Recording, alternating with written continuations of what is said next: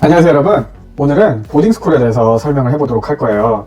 그리고 그 보딩스쿨을 가기 위해서 봐야 되는 SSAT 시험에 대해서 간단하게 설명을 해보도록 할 건데요. 일단은 보딩스쿨을 가느냐 마느냐, 추천하느냐 마느냐에 대해서 말들이 많은데 제가 답변만 드리자면은 여유가 된다면은 보딩스쿨 준비를 하시는 게 학생들의 학업적인 진로에 있어서는 굉장히 도움이 많이 됩니다.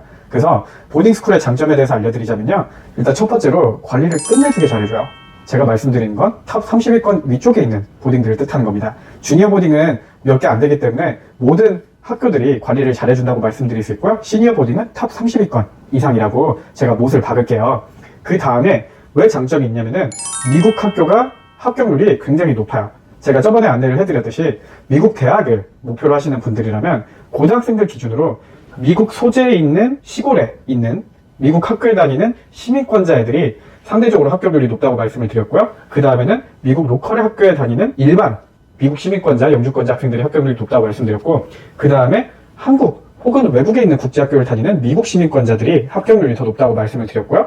그리고 미국 학교에 다니는 유학생들이 합격률이 조금 더 유리하다고 말씀드렸고, 그 다음에 한국에 있는 국제학교를 다니는 한국 국적을 가진 학생들이 합격률이 더 높다고 말씀을 드렸고요.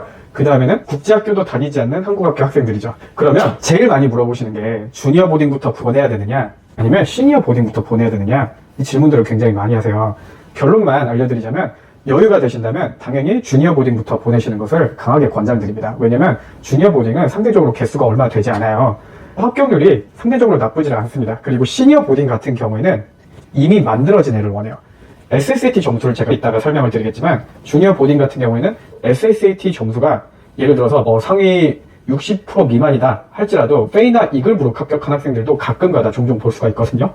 근데 시니어 보딩은 SSAT를 99% 맞아도 떨어지는 경우가 굉장히 허다합니다. 그래서 아무리 영재더라도 탑 보딩을 뚫기는 굉장히 어려워요. 다만 주니어 보딩을 가는 이유는 주니어 보딩을 다닌 학생이 SSAT가 85% 대부분 90% 정도가 나온단 말이죠. 그러면 어느 정도는 나름 프리패스로 시니어 보딩에 입학을 할 수가 있어요. 왜냐면 주니어 보딩 출신이기 때문에.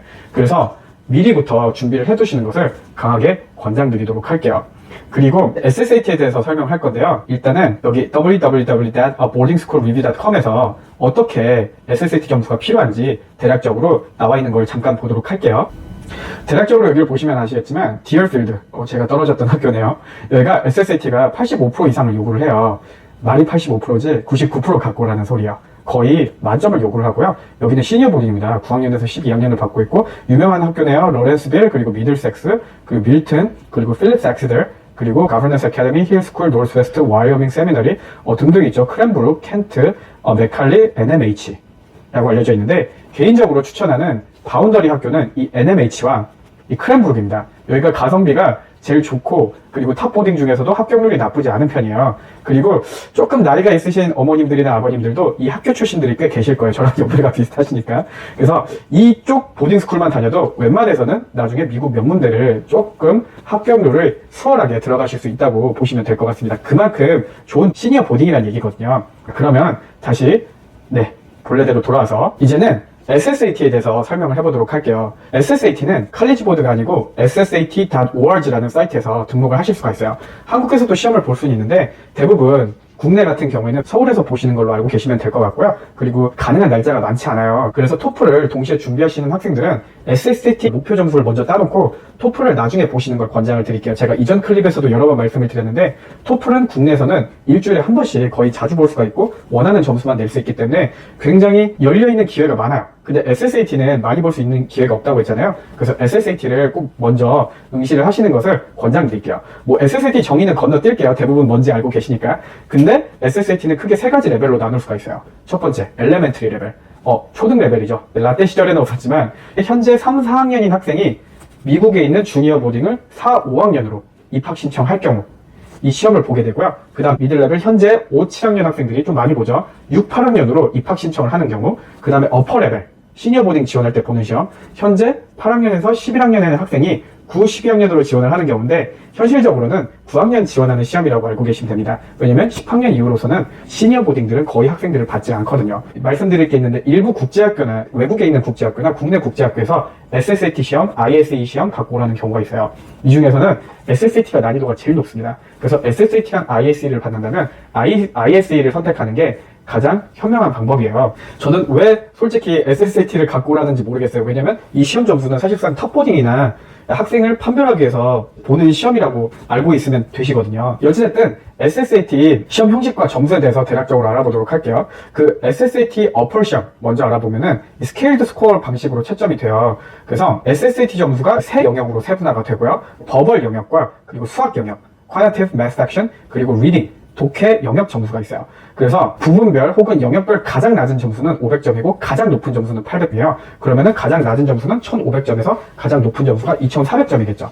그래서 2300을 뜨는 학생들은 웬만해서는 탑보딩도 좀 수월하게 지원을 할 수 있다고 보시면 되세요. 그 다음 미들 레벨도 SSAT 점수가 세 분야로 나뉘게 돼요. 그리고 단어, 보캡 시험이 있고, 그리고 수학 시험이 있고, 리딩 시험이 있고요.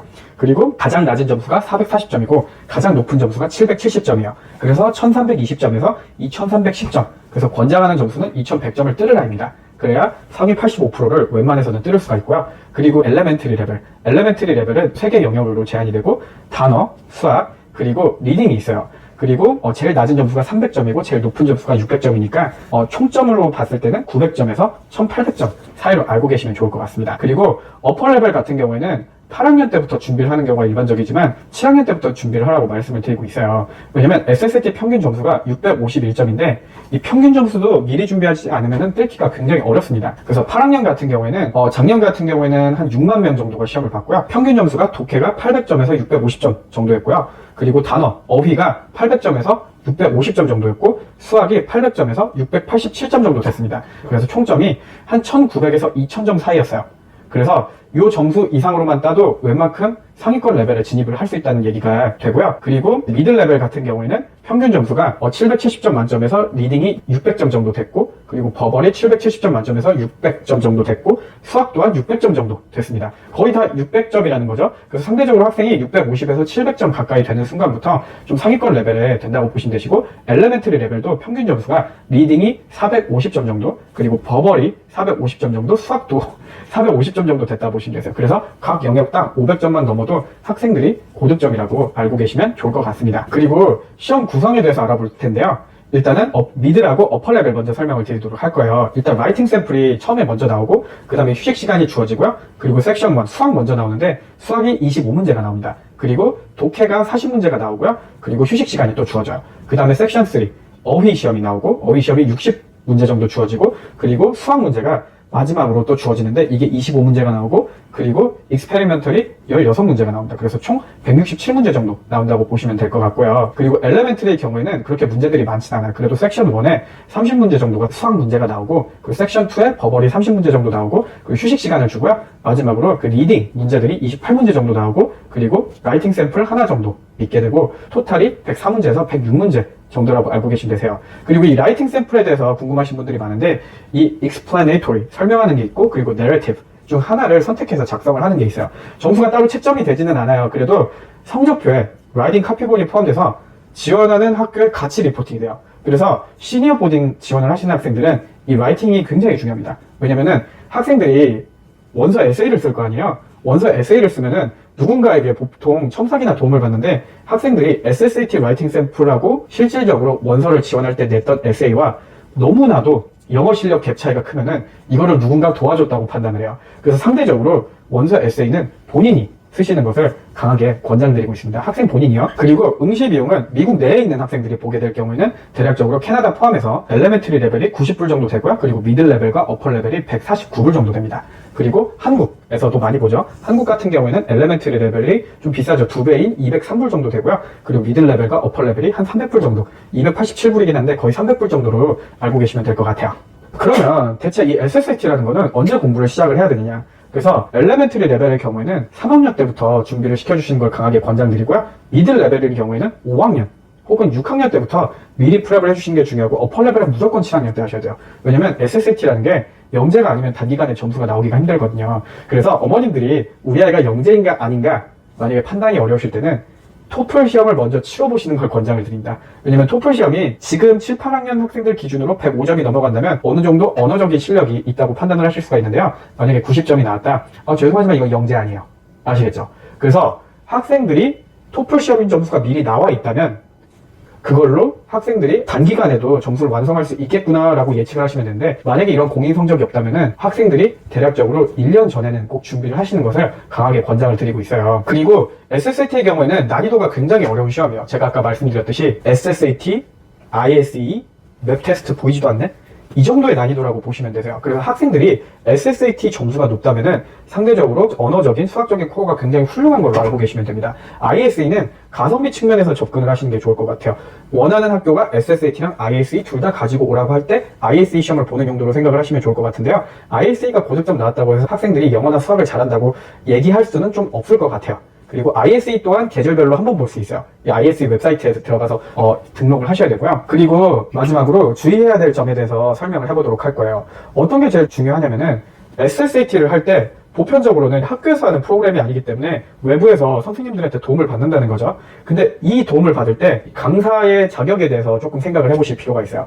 제일 좋은 거는 보딩스쿨 출신이나 SSAT 시험을 본인이 치러보신 분들이 이 부분을 가르치셔야 됩니다. 왜냐면 SSAT를 본인이 안 해봤으면 이게 얼마나 까다롭고 어려운 시험인지 인지를 잘 하지 못해요. 왜냐면 SAT랑 ACT랑 토플이랑 쓰는 어휘가 다른 만큼 SAT와 SSAT 쓰는 어휘가 굉장히 많이 다릅니다. 그래서 대부분 SAT 만점자들한테 SSAT 풀라고 해도 굉장히 많이 틀려요, 생각보다. 그래서 SSAT를 본인이 응시해 보신 분이면 그만큼 잘 가르친다는 뜻이고요. 두 번째로 만약에 선생님을 고른다면 SSAT를 굉장히 많이 연구하신 분이어야 돼요. 다만 조심하셔야 될 점이 연구를 많이 했다고 해서 또 잘 가르치는 건 아닙니다. 왜냐면 연구만 하시는 분들은 본인이 순발력이 떨어지는 경우가 있어요. SSAT는 잘 알아요. 근데 가르칠 때 순발력이 굉장히 많이 떨어집니다. 그래서 말이 막 버벅이거나 굉장히 길게 설명을 하게 되는 경우가 있어요. 이럴 경우에는 시간과 돈 낭비가 심합니다. 그래서 어느 정도 SSAT를 연구도 했고 본인이 시험도 봐보고 그리고 가르치는 순발력이 뛰어나신 분들을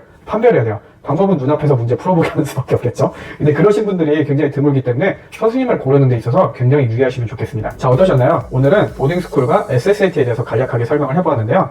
학부모님들과 학생들이 올바르게 미리 준비를 하시길 바라면서 오늘 말씀은 여기서 마치도록 할게요. 안녕히 계세요.